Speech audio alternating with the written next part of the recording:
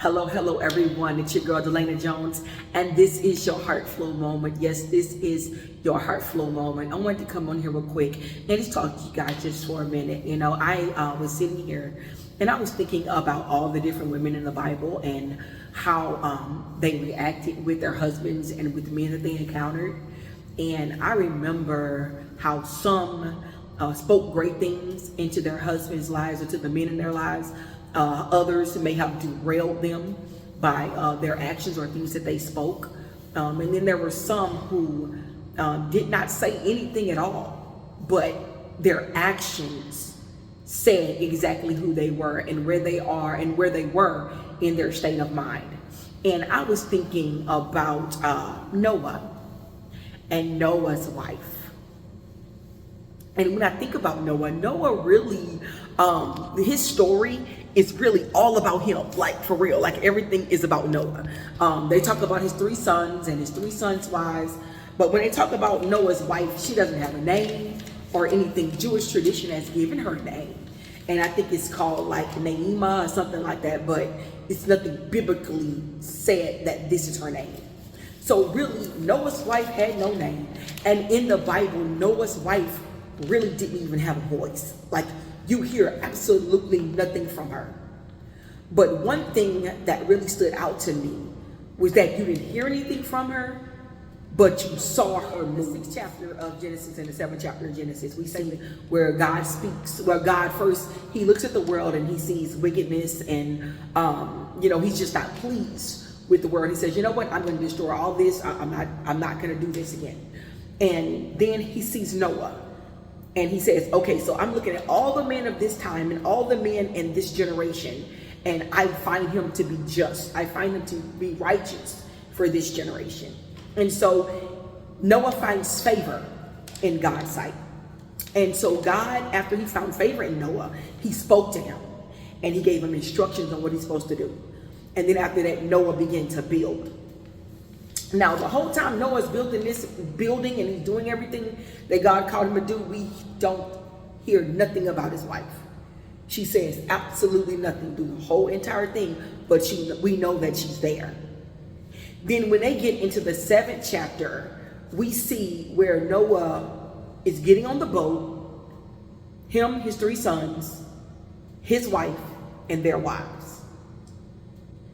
And I want to pay attention to her, because you have to have some serious trust in order to get on a boat with your husband and you have no idea what's going to happen. You have no idea what's going on. Now, I'm pretty sure he spoke to her, but the Bible doesn't even say that he discussed anything with her.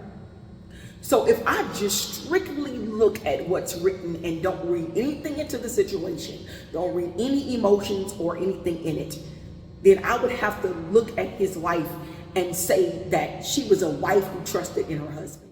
She trusted in the vision that God gave him because she saw the boat being built.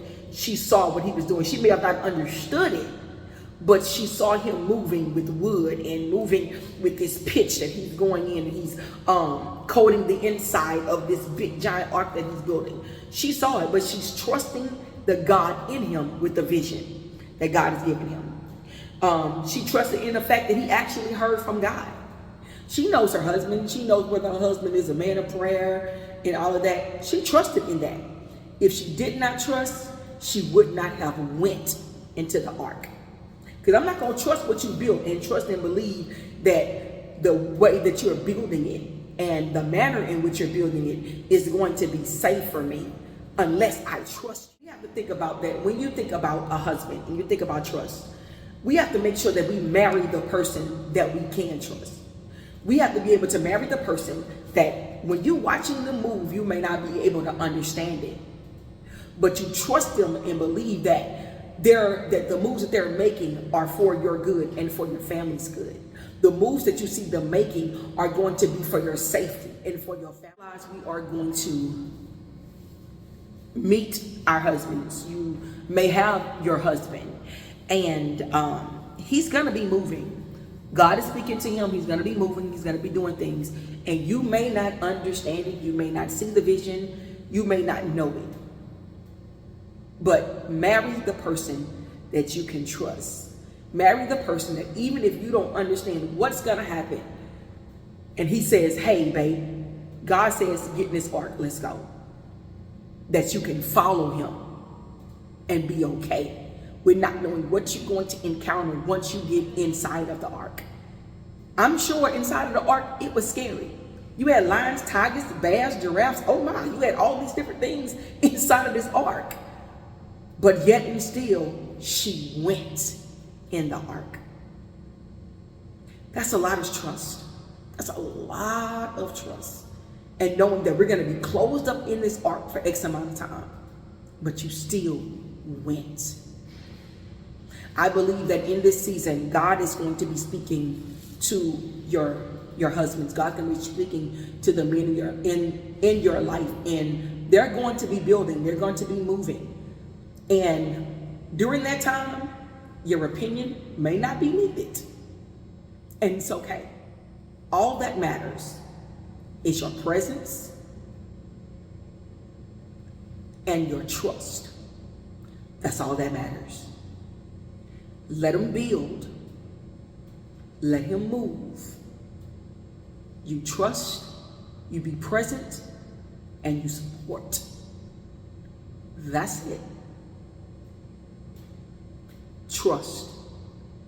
Now, there may be other moments where you are able to speak on different things, but for this right here, this bill that's coming, this bill, this move that he's making, trust. Trust in the God in him, that everything he's doing for the safety and for the building of your family. And for you as a couple, trust, be present, and support. That's it. So that's all I got. I just wanted to just speak to the value in Noah's wife. That's all. I just want to speak to the value in Noah's wife, because there may be other wives out there and you may be trying to figure out what's going on with your husband, and you're asking questions and doing all this, and it's not working because all he's doing is getting more frustrated with all the questions that you're asking. You trust him enough to say yes. Trust him enough to know that what he's building and what he's doing is going to be good for you and your family. All right, that's all I got right here. It's your girl, Delana Jones, and this has been your Heart Flow Moment. I'll see you next time. Bye.